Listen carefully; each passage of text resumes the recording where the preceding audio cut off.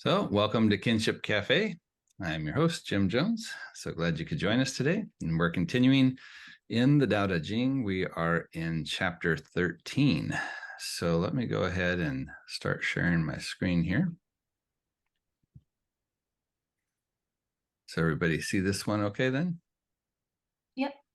Perfect. All right. So we'll go ahead and just start in with the text here. So it starts off saying, favor and disgrace are like fear. Honor and distress are like the self. What does this mean? So most of the people that I've looked at see these first two sentences as a quote, like this would be kind of a common saying that was out there. However, there's lots of different ways that it ends up getting translated. So this is our core translation, which is Addiss and Lombardo. And when you see favor here, you want to think about this in the sense of like somebody is recognizing you for something. So this could be like an elevation in status. It could be like some type of rank. It could be even like honor, like you see in the next line. So just kind of, because we don't use favor quite the same way, this would be one of the ways you want to start thinking about that is, you know, the rank or status or honor, it says, and disgrace are like fear. So that's kind of an odd kind of question or statement right off the bat. And then the second one, following up on that too, honor and distress are like the self. And here, self, we want to think in terms of embodied self, or even we could say body, or sometimes it might even be translated as life, but it's not self in the sense of like ego, although there's plenty of translators and commentators that take it that direction. But I think we'll see as this unfolds that doesn't quite work right, especially for the Taoist perspective. When you get into some traditions that have much more of kind of a dualistic split where they're trying to say something along the lines that you are not your body, you're something separate from your body, that would be really incongruent with a lot of what we see in Taoism, where it's not like you have a body, but yet you are a body. So that's just kind of the opening statement here. And then the question is asked, what does this mean? So then we'll get a couple of responses. Favor debases us. Afraid when we get it and afraid when we lose it. So when we think about favor, or this idea of being honored or receiving rank, it seems kind of odd to say that it debases us. Any thoughts on why it might say that it debases us? Well, if we become dependent upon it as a means to, bolster ourselves, it could be almost seen as like shameful in that way. In the sense that we're like looking for outside approval? Is that kind of what you mean? Yeah. Mm-hmm.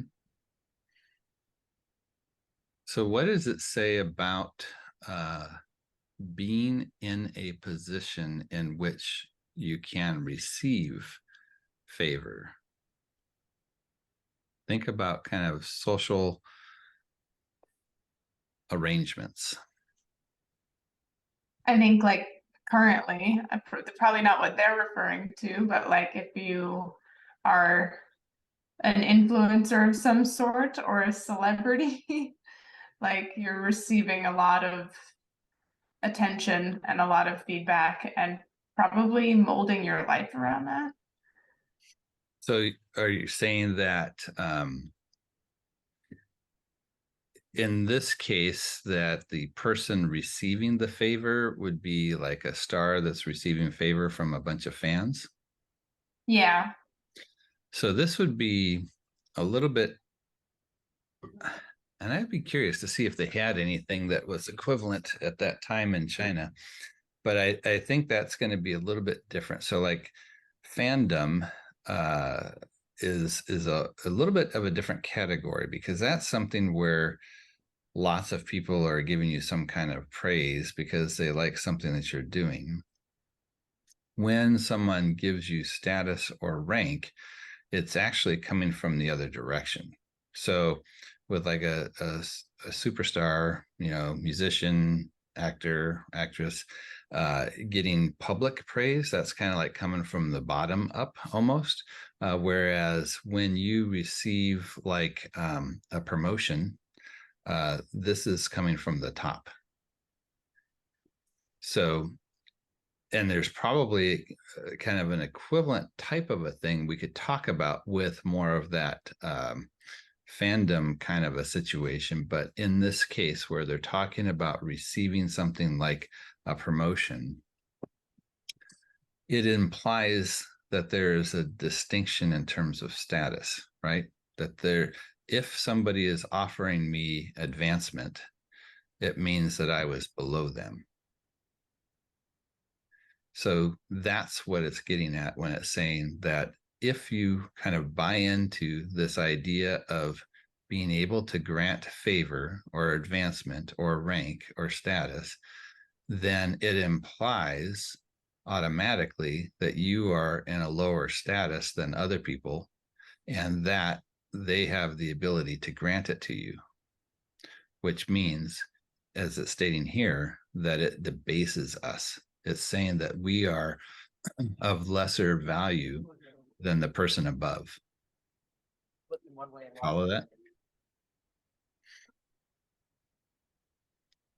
So Yeah. this would be the first kind of critique, right? So normally we think, advancement, honor, rank, status, give me more. And they're saying right off, there's this critique. Hey, if you're buying into that, you're automatically buying into this idea that there's a discrepancy, that there's somebody above you that has the ability to grant you to say it's okay to step up here, right? And then once we step up there, then it's saying now we've got this fear because am I fully ready to be in this position? Do I know what I need to do? And then at the same time, we've got that fear of what if I lose it? And especially if we're thinking about something, let's say like from a financial perspective, a job, a career advancement, right? So we're excited to get it, but then there's this concern, this challenge about, okay, I'm stepping into this new role. Am I ready for it? But then also now maybe my finances kind of depend that I stay in this role. So now I've got the fear of what happens if I get knocked down, or what happens in terms of the public humiliation about being, dropping down in status or rank. So it creates kind of a very interesting situation, right? And so some of the translations will even have it something like, favor or honor is the same as disgrace. And you're like, how does that work, right? Well, here they're kind of stepping through that whole process just simply by buying into the status or into the idea that somebody is above me and has the ability to invite me up or send me down is making a big statement about who I am in terms of value. And therefore, this idea of favor inherently is debasing. And then also this fear that goes along with it. So Well, I never would have got all of that out of this, what's on the screen. So I'm glad you're here, Jim. Well, we'll look at some other translations that kind of bring this out a little bit more. So one of the things I like about the Addiss and Lombardo translation is it's very minimalistic to the same degree that it is in, well, maybe not the same degree, but very much like it is in the original Chinese, classical Chinese. It's very minimalistic the way that it's stated. And so it does require a lot of reflection on how did they get there. And part of my other background was with a lot of cultural anthropology. And one of the areas that I studied quite a bit was honor shame cultures, which is, I'm curious to the degree that this would be applicable in China. I don't know if it would be quite the same, but we'll talk a little bit about, in general, how concepts such as honor and rank function within social structures. But at a minimum, there's this idea that somebody's in a position to grant it, right? So that creates automatically that there's this two different statuses between individuals, and one is above the other, and one has the ability to invite one up or send one down. And that's where this whole just the basic foundation of it exists. I mean, we can kind of that honor shame thing is especially strong in Korea, isn't it, Jim? Well, there'd be a lot of places where it is for sure. Yeah. I'm not as familiar with Korean culture, but I would imagine. That whole concept of face, on. Yeah. So this is just some key elements that we need to look at when we're thinking about even our own system. We sometimes don't because we kind of grow up with it, we're kind of enculturated into it. We sometimes don't see it because we're in it. And so it gives us some interesting reflection, even in our own circumstances. What is that saying about each other when we have these very clear hierarchical structures that people have to, or are encouraged to climb up and avoid falling down, right? What is all of this? Just now reminded me of kind of a very interesting childhood book. Has anybody come across a book called Hope for the Flowers? Highly recommend it. It's kind of designed to be like a kid's book, but it's not exactly. And it really deals with this whole idea of chasing after this advancement, and what does it mean? Very interesting book. I don't even remember how I came across it originally. It's just been around for quite a while, but yeah, interesting book. Hope for the Flowers. All right. So then it's about two caterpillars, by the way, in case you like caterpillars. Okay. So then the self, so this is answering now the second question, right, about honor and disgrace or distress. So it says the self embodies distress. No self, no distress. Now, as I mentioned, some translators will take this to say, and maybe this is kind of from more of like a Buddhist leaning, that the self is understood more in terms of how we think of like ego. And they would say that it's our ego that is the source of our distress, the source of our suffering. So if we can get rid of the ego, then we get rid of that suffering, we get rid of that distress. But here it's a little bit different. It's really talking about this idea of embodied life, right? So we could either think of it in terms of the fact that we have a body or the fact that we are alive. It's saying the fact that we have a body is why there is distress. So if I didn't have a body, there wouldn't be any distress. But what would it mean if I didn't have a body from the Taoist perspective, right? It's not like I would be separated from it. It's like, well, I wouldn't be here. So just out of curiosity, where does this send you thinking? Like, what does this line of thinking bring up for you? It does kind of bring me toward the ego, even though you said it's not really that. There's an easy way to go that direction, but it's going to, within the Taoist, especially the classical Taoist position, there isn't any kind of like shame or degrading of the body. It's not like a thing that you're stuck with. It's not a thing that you are inside of that you need to figure out how to transcend. It is what you are, right? So it's never saying bad things about embodiedness, but being embodied comes with certain things, right? So what are some of the consequences of being an embodied being?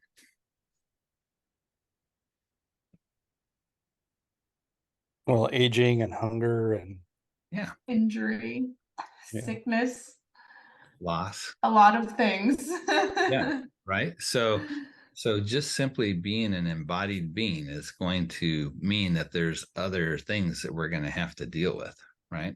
It also means there's a lot of other positive things, like we get to experience life in the first place that we wouldn't be able to otherwise, right? So it's making a very interesting statement here about how these two go together. You can't fully embrace life and not be accepting of all the other components of it. They go together. You can't have one without the other. So to fully embrace life also means to fully embrace these distressing aspects, because that's part of what makes life even possible. In fact, we've talked in the past about the fact of the mortality, the ephemeralness of life is part of what brings significance to it. Also, struggle is what brings significance to it. If we don't have any goals, if we aren't trying to overcome something, if we aren't trying to hold off things like, getting hurt or protecting others or getting over, challenges, life becomes incredibly boring. It's part of what makes it interesting is the challenge.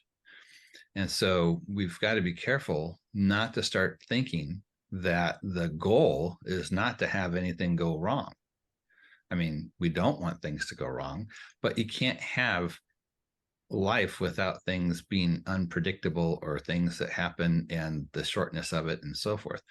They have to go together. And so there's a lot more of this recognizing, hey, you don't want distress? Fine. Just, don't live. And if you're not living, there's no distress. But if you're going to be alive, you need to learn how to accept that as part of the condition. And it's not and again, the Taoists aren't going to have this evaluation of, is it a good thing or is it a bad thing? It's just a thing. It's just part of what it is. It's that accepting of what is versus what we want or what we think should be. So this is a kind of a key thing that comes up, is that there's aspects in our life that are definitely challenging, and maybe challenging more so depending on where we find ourselves. If we are enmeshed in a social system in which there's this rank and this status, we may find ourselves more at the bottom of that, where it seems like there's more of this distress than somebody at the top, let's say, even though that's not exactly correct. It's just different, right? Everybody's struggling with something. But we don't want to look at it that if I can just climb up higher, then I'm going to be able to get rid of this distress. It's like, no, it's just a matter of what it means to be alive. The status thing is a whole separate issue, and it's debasing, and it's, anxiety producing in its own right. So we're starting off with two pretty strong critiques about this idea of trying to get to a worry-free life, as well as this idea of that there's value in social hierarchy or social ranking. Now, both of these would have been things that are probably strong critiques of what was happening with some of the other solutions that were on offer during the Warring States period that this is arriving in, that it's being developed within. So again, one of the core things with the Confucianists was, the proper respect and honor due to people's status and their rank and how that plays out. And for the Confucius, they would say, if you can just get everybody to essentially play along and recognize the right responsibilities and the right obligations and the right respect to people in these different ranks, then we would stop all this chaos. We'd stop all this warring that's going on, and everybody would just have much more of a successful way of living. Taoists are saying, again, those are false ways of dividing things and structuring things, and you have to spend so much time and effort to maintain those boundaries that's where the actual strife is coming from.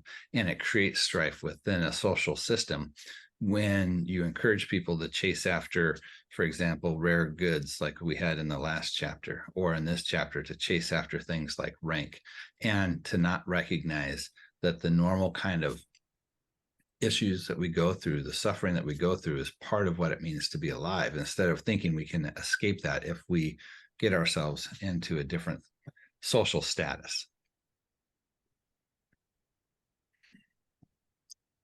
So then we get to essentially the conclusion. There is a therefore here, and I don't know why they didn't translate that, but typically the therefore is what kind of kicks in about what does the sage do? How does the sage do it?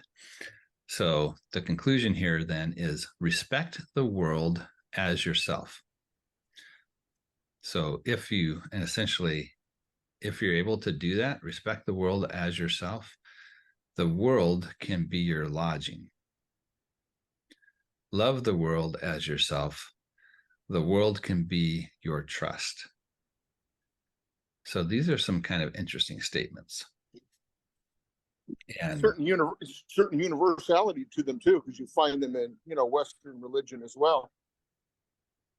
in what way? Well, I would say loving as yourself, that concept, I think, has some meaning. Stewardship, those are all, I think, biblical concepts. Yeah. So the questions then here, living in the world is one of the ways that this is talked about in that first one. How is it that we can live in the world? Well, one of the ways it's saying is if we were respecting the world as if it was my own body, right? And the second one was talking about, can the world be entrusted to you? Well, it can, to the degree that you love the world, again, as though it was your own body, right? Those would be some different ways that we could look about this. This is a little bit more of a generic translation too, and it can be that way. But if we think about the context again in which this is arising, in terms of being offered as a solution to what's going on during the Warring States period, about how do we restore order out of the chaos and how do we have more of a balanced way of moving forward. One of the questions that frequently comes up within the Tao Te Ching, as well as a lot of the philosophical writing at this time frame, is about leadership or governorship of like the different city-states or the empire as a whole. So I think that when they're talking about the world here, one of the ways that this could also be looked at is in terms of empire, or in terms of, you know, the government, or the ability to rule over people, right? So who can be entrusted with this idea of managing the world, or protecting the world, or some of the different ways we could think about that in terms of like the empire or city or state, or however they want to think about these terms. So we've kind of gone through the text here. It's kind of a quick one, but I want to stop and kind of dive a little bit deeper into thinking about the concepts of honor and so forth. But maybe just before I do that, any thoughts on this last part, kind of the conclusion that's being brought up? If you're thinking about somebody that was going to be managing stuff above you, or managing stuff that directly affected you, what kind of person would you want in that role? You're hoping for someone who's loyal down. Somebody who views their leadership as more of a support role, I think, than a, like, I don't want to say dictator, but like somebody who's telling people what to do, you know. Or something that they're doing for their own benefit. I think that kind of ties in with what it's Rob. more related to this. Yeah, I'm not familiar with the term that you used, Rob. Was it loyal down, as in being loyal to the people beneath you? Precisely, yes. Yeah. There's a lot of people that want loyalty up but don't give it down, and they don't get it up that because of that. Yeah, Definitely a challenge we see today a lot. People finding themselves in public office for self-benefit. Yeah, or any kind of advancement, right? All right, so let's break down some of the concepts about the social structures. So one of the key things that we might see in this chapter is this reversing of the valuing of honor or rank above life. And we might not think about this too often, but this is a thing that we have to wrestle with quite a bit, even in our own context. So if I'm just thinking, imagining, if we found ourselves in that warring states period, we would have a lot of people vying for power, vying for control, vying for honor and rank to advance. And it was coming at a cost. And it was coming at a cost of social strife, warfare, which is going to come with, people getting killed or injured. It's going to come with, problems with food production or safety, just in terms of traveling. So you're going to have hunger, you're going to have isolation, lots of really just miserable, horrible, horrific things that are going to be impacted by all the people around when you find yourselves in that kind of a state. And so you can see where there's this question, this concern that's happening, where honor and rank seems to be becoming so important that it's devaluing life itself. It's in the pursuit of those things that is creating this chaos that's making life impossible. So the thing that we have to think about then is, well, what is this social construct then of honor and or rank? So honor as a concept is about how do we enforce or bring about desired behavior. So when we think about somebody who is honorable or who gets honored, they are being recognized as living up to certain types of ideals for how someone should be conducting themselves or living in a particular situation. It's a way, there's not like a definite list of things that are considered honorable. It's going to be like more on a culture or even a subculture basis. That there's going to be certain types of behavior that are respected within a particular community. And when individuals within that community live up to those standards, then they are recognized. The failure to do so is, the flip side of it, which is this idea of shame. Now, shame is a difficult concept across cultures because different types of cultures process that term differently. We happen to be in what the cultural anthropologists would talk about more of a guilt-oriented culture as opposed to an honor-shame culture. And in a guilt culture, we tend to internalize things quite a bit. And so shame becomes like this really heavy, debasing or devaluing of ourselves. Whereas in an honor-shame culture, it's a bit different. And it actually, shame can take on a very positive term, especially within, in certain cultures, what is honorable is taught comes from the mothers. And oftentimes wisdom is personified as female.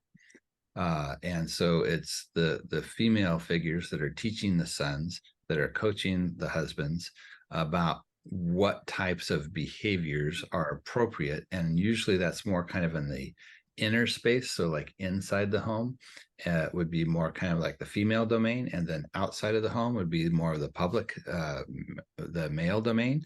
And in that public sphere, you've got the males that are interacting with each other, and they're being essentially kind of coached by the women about what types of behavior, what way to respond is appropriate in terms of that honor. So what's interesting then is that for the males, when they fail to live up to those expectations that would be considered honorable, then that would be shameful, which is a bringing down in terms of status. But for the female, having shame means having a proper understanding and respect for those rules, those social rules. So if you've ever heard the phrase in English, when somebody screws up, especially that seems to be directed at a woman for sometimes, they'll say, "Have you no shame?" So if they've just done something disgraceful and they say, "Have you no shame?" It almost sounds backwards, right? It's like, why don't you have shame? Not like you did something shameful. They're asking, have you no shame? And the reason for that is the roots of this are that shame is the knowledge about those things and how to do them so that you avoid that disgraceful behavior. And that's why they would say to a woman, have you no shame? So it's actually a positive trait in these honor shame type cultures for the females to have shame, because that allows them to then instruct the men in their lives about the proper way to interact in these public spheres. I certainly don't see it in our culture as being gender specific. I mean, the most prominent times I think it was at the McCarthy hearings when it was man to man, the shame question emerged. Or I think that Colin Powell's comment as a kid, he said, if his, all his mother had to say was, "I'm ashamed of you," and it destroyed him. And he was, in a good way, it made him reevaluate.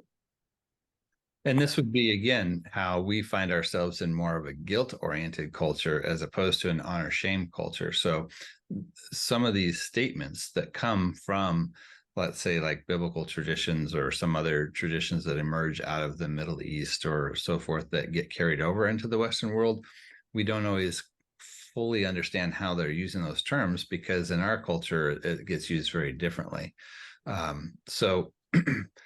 But at its core, if we try to understand it within the cultural context that it comes out of, it's basically a way of trying to enforce or bring about culturally valued ways of being.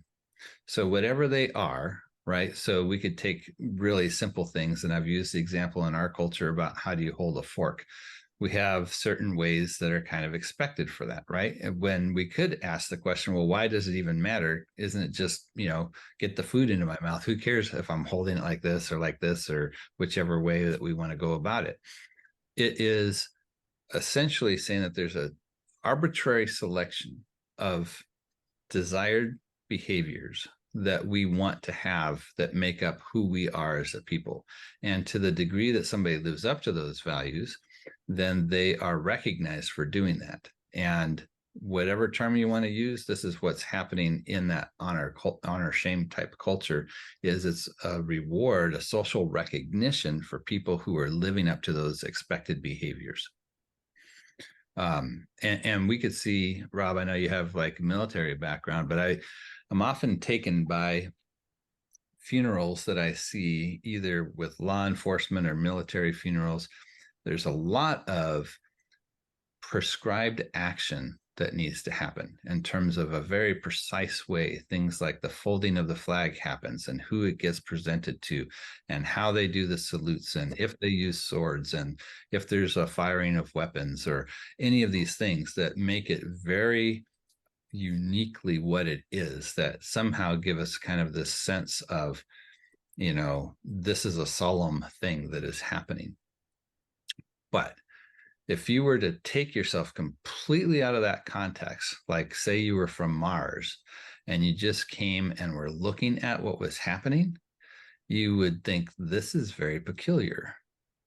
Why are they, why is it so important that the flag is folded that certain way? And what is the point of a flag in the first place? And, why do they put their hands up like this? Or any of the different things that they do, you can think, oh, yeah, those are kind of peculiar. They have a meaning for us because we've embedded them with meaning, but they are, they technically could be anything, right? We could have any kind of movements, any kinds of special symbols, any kinds of things that we kind of package up with these important ways of doing things. It's something that a culture has identified as things that are important. And to the degree then that people live up to those, then it's respected, right? And when they fail to live up to those, if somebody isn't folding the flag right, or they're not paying proper respect, or they didn't polish their shoes, or buttons are mismatched or whatever, then it takes away from that. And there's a heavy, even if it's not like spoken, it can be something even just within the way that everybody else in the crowd reacts or responds to that individual, that's putting a tremendous amount of pressure on that person to conform. Why are you not living up to these standards? And this happens in all different aspects of our lives, not just in very extreme situations like, a military funeral, but there's pressures for how you're supposed to dress, for how you're supposed to talk, how you're supposed to eat, how you're supposed to, who you can talk to, who you can't talk to, and other types of values, like what kinds of car do you drive versus not, what kind of house do you have, or, where do you bank? You can name it. Almost everything takes on kind of a social derived ordering of rank, of this is low and this is high, and where are you on this list, and how are you doing at climbing up that structure. So regardless of the terms that we use, there are expected or desired types of behavior in a culture, and then there are ways of rewarding people who live up to it, and a way of not rewarding. What do we call that? It's not necessarily punishment, but there's pressure when people fail to conform of some kind, right? It could be severe, and it is sometimes as well, in terms of the non-conformist response, in terms of like, stonings potentially, or something along those lines. Then there's the aspect of the advancement, right? And this is going to be the idea of status or rank. So honor is going to be this idea of how are we living up to those desired expectations. Status or rank is going to be how we advance up that structure that's being created. And sometimes this is something that's easy to traverse, and sometimes it's very fixed. Some cultures have it locked down so that you really can't get out of your station in life, right? You're just at that station, and your goal is not how do I get out of it, but how do I live up to it? And other places you can have movement, but maybe it's not a lot, and it takes a lot of effort. And other ones are much more fluid, where you can move up and down in terms of social status and rank. But these are interesting concerns, because what happens, like we've already talked about, the idea of introducing manufacturing a desire for things like exotic goods was one of the things we talked about last week. So the same kind of problem of creating strife can happen socially when we're also talking about rank, because this is now giving something that's creating this competition for, and not necessarily in a good way. So here we're going to see again a little bit of a distinction between how these Taoists are looking at human society versus more of a socially constructed way of looking at society. So they wouldn't be saying that everything is equal. Like we have a lot of push for trying to understand, equal rights and equal opportunity and equal so forth. No two individuals are actually equal. And that's not exactly what we're trying to say, that everybody is the same, but we are wanting to, in our culture, strive for equal ways for people to have access to try and get to certain places, or have access to certain goods and services.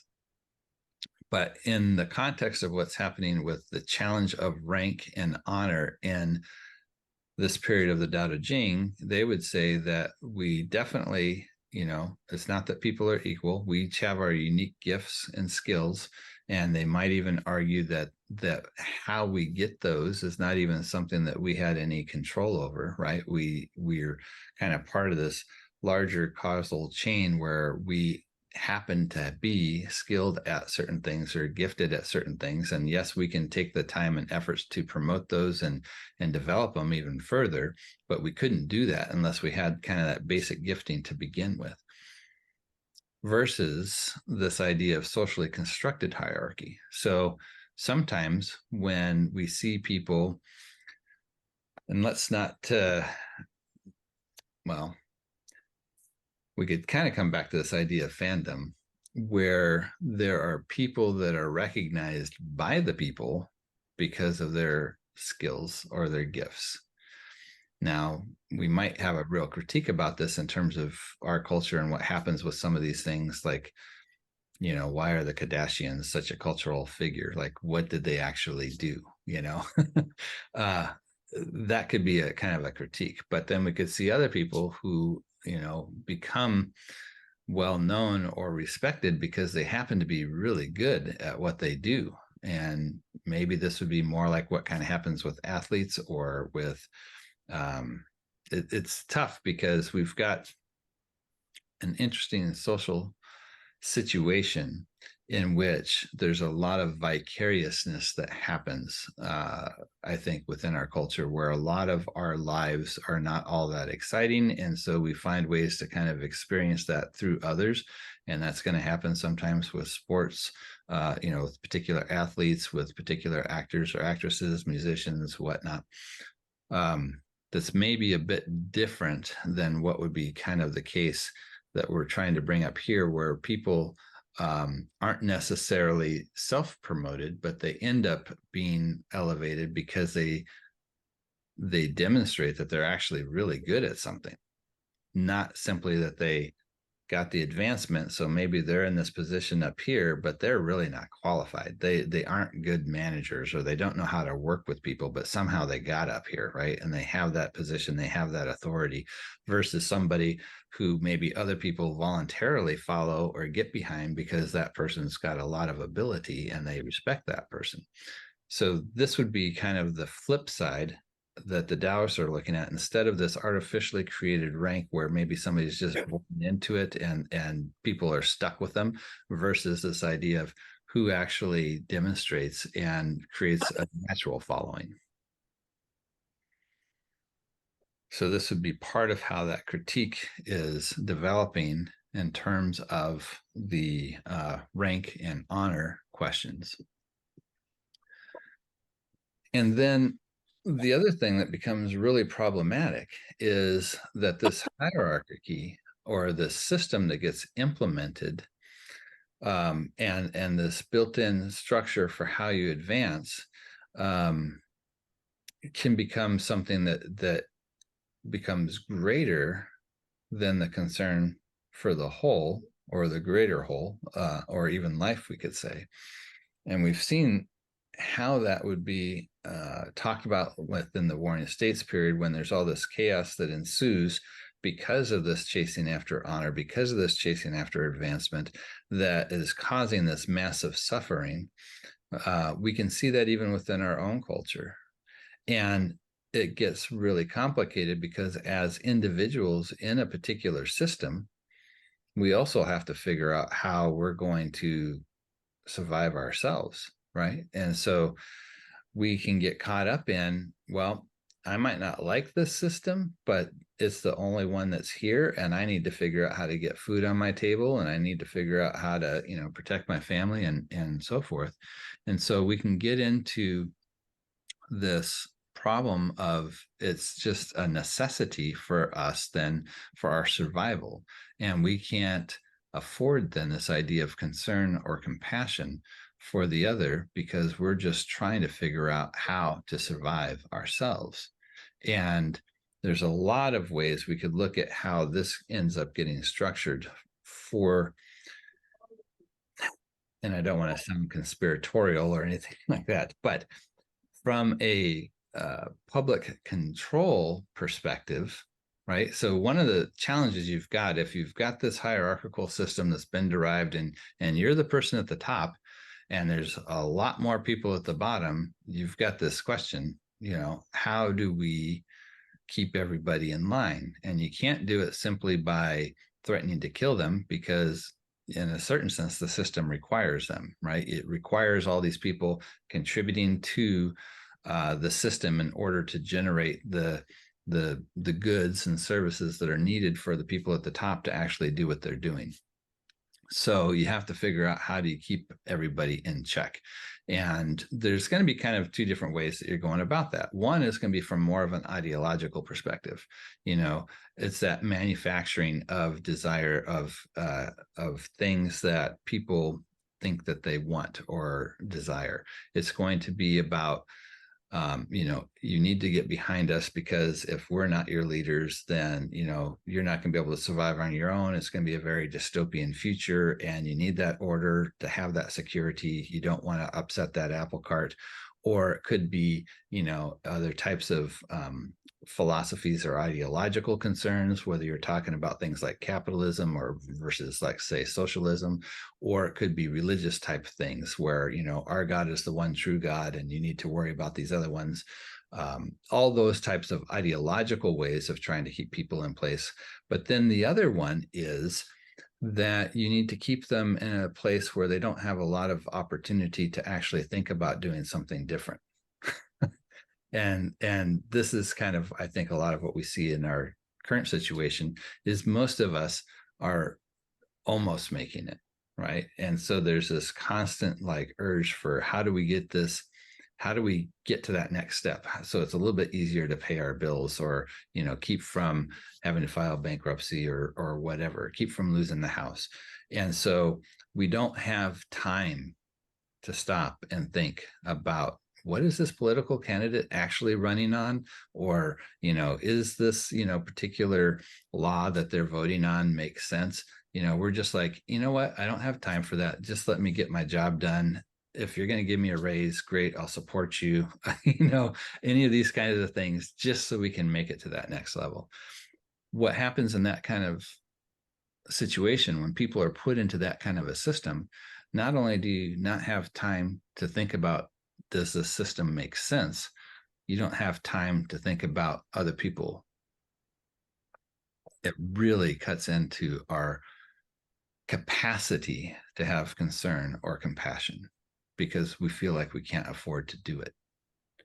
And so this is how that concern for honor and rank becomes greater than the concern for life.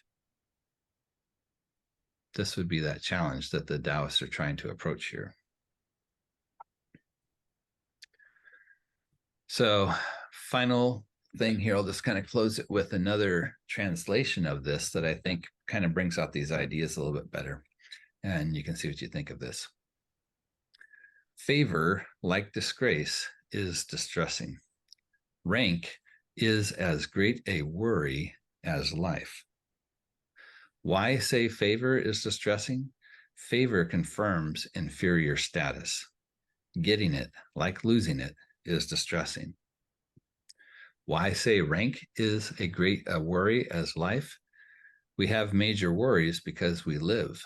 Without life, what worries would we have? Therefore, those who value life above rank and their worldly designs can be entrusted with the sheltering of the world.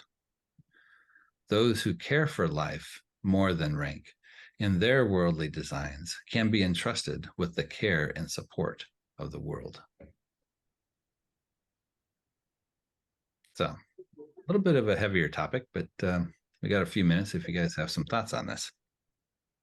So that was just another translation of the same one, yeah.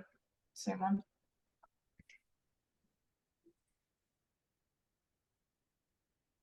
What do you think about the ideas that are brought up in this?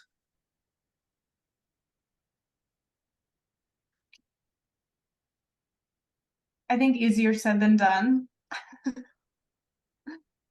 Well, even if we weren't getting into what do we do about it, what do you think about its assessment of the situation, and even as it applies to our current situation? No, I think I would have to think about it, reflect on it a little bit more, Has anybody felt themselves in a position where they couldn't afford to have that compassion or concern for others because we're just trying to make it ourselves? Numerous times. So it's always that ironic situation. I think I've often said that fear is the best way to motivate people from point A to point B, but it's not the best way to get the best out of people. Yeah. So the basic thought that chasing after honor and rank can become greater concern than the concern for life is, like, I would say, the kind of the root thing that's being brought up in this chapter. Does that basic assessment ring true for you, or does that feel like that's not a good assessment of things?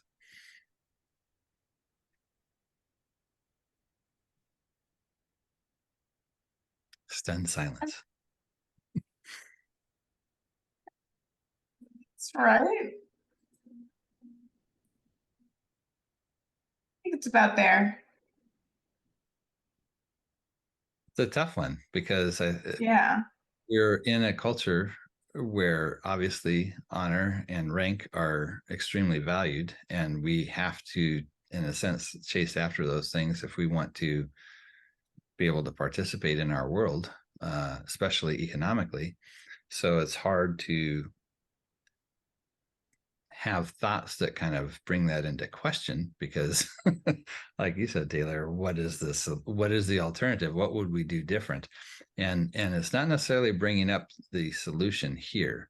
It does suggest what kind of people we would like to have over us in terms of people who are more concerned about life than they are with rank or title. But it definitely, I think the first step in what do we do about this is to recognize that it exists. And that's what I think the beauty of this chapter is it gets us to think about, how do these things function? Like, oh yeah, to be recognized is actually a statement that I was inferior. That's kind of an interesting, like, oh, I didn't think about that. But that's what's being said. I know democracy at this time was a foreign concept, but yes, how it applies here is that, we as voters or as a constituency, we're the ones that are passing power up. And politicians, some are more like, oh yeah, I want to help people. I want to help, they're altruistic, but some of them just want the political position because it offers power, but they still have to deal with, making their constituents happy. So that is a balance that, democracy tries to achieve, that even if you are an ambitious person, as far as rank goes, the people still benefit. Yeah, and it's a challenge right now for us too, in terms of trying to hold on to aspects of democracy, because we've had a lot of changes that have happened, including the ability for money to participate in the system in a way that it wasn't able to before. That creates a situation for a lot of people where they feel like their participation doesn't actually count. And that may or may not be true, but there's definitely some good reasons to think that maybe that is true. And so even in our democracy, we find kind of a similar thing happening. Like, there's a reason people get into the public office in terms of to seek power. And once they get there, they work to make it so they retain it. They aren't trying to walk away from it. So we've got to be really vigilant in a democracy to kind of prevent that kind of oligarchical takeover of the system, or tyrannical takeover. But it's a story that's still unfolding. We'll have to see how it works in the long run. We're in the middle of the story right now. Well, I think we're going to have to bring this to a close then. I'm glad you were able to join us today. And if you're watching this and you'd like to be part of the live discussion, you can register your email at www.kinship.com wellbeing.cafe, and you'll get the links to the Zoom as well as a live presentation that we do of this in person if you happen to be in the Southern California area. And so I hope we'll see you guys then. Take care.